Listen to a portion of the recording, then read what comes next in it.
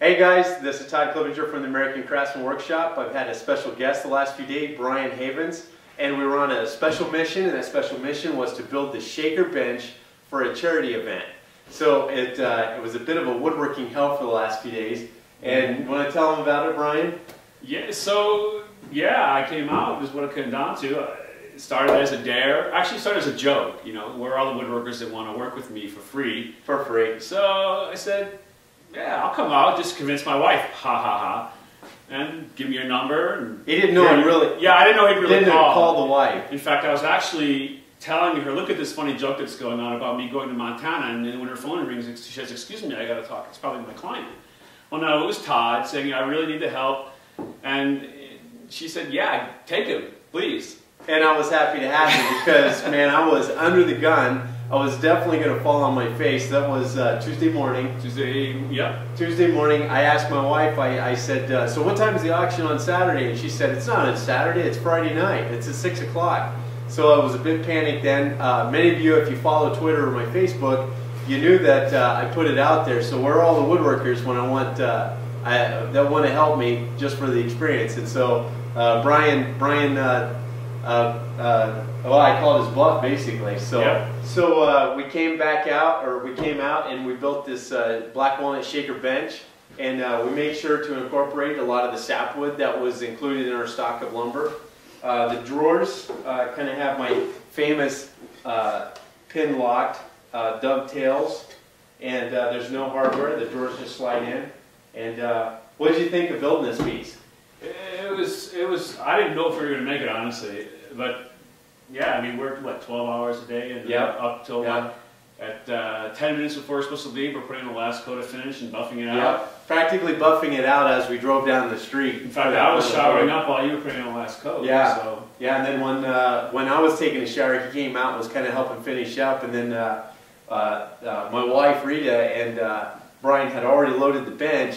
And the drawers, we literally were doing the final buff as we wrapped them up and headed out the door. So we were fashionably late, but we were on time and we made it. And we were lucky enough, when I talked to the director of the charity that we supported, he called the newspaper, and then the newspaper came down and gave us some coverage. So we got newspaper coverage that day. There was a lot of people. It was actually quite a good article, and it talked about Brian coming and help bail me out. So it was neat to see that coverage, and that was kind of important because it brought a lot of attention to the bench, and people were anticipating it.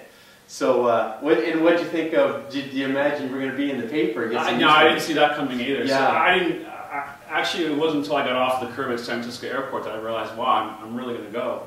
So, but you know, it's really an experience to work with another woodworker sometime. I've never worked in a shop with other people. So to come to somebody else's shop, see how they work differently than you, and that there's many ways to skin a cat. So, you know, I may change some of the things I may do. It may reinforce how I like the way I do things, still do things. So it's a really good experience to work with somebody else, especially someone from a professional perspective like Todd has. I'm a fairly serious hobbyist, but I still get to sell actual furniture. And to see the business mindset of it is really an enriching experience to see how Todd thinks in terms of business savvy. Because if you are going to sell furniture for a living, you have to think of the business side of things. Production.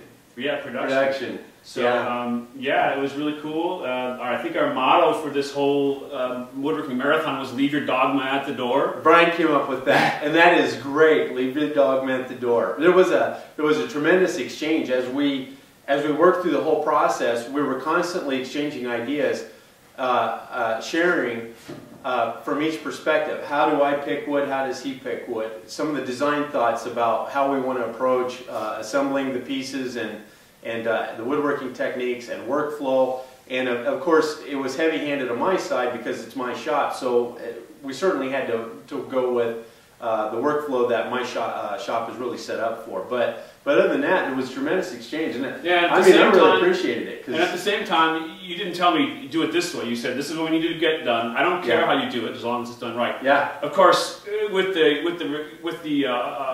flexibility came the pressure of getting it done right. But that's okay. It's all good. I had total faith in Brian. That was the great thing. If you've seen his portfolio, you can see that he's an experienced woodworker. And although I knew he was going to come into my shop, not having experience in a shop like mine, a little bit bigger. I'm operating in 964 square feet of space, which is a lot bigger than most garage shops like he's in.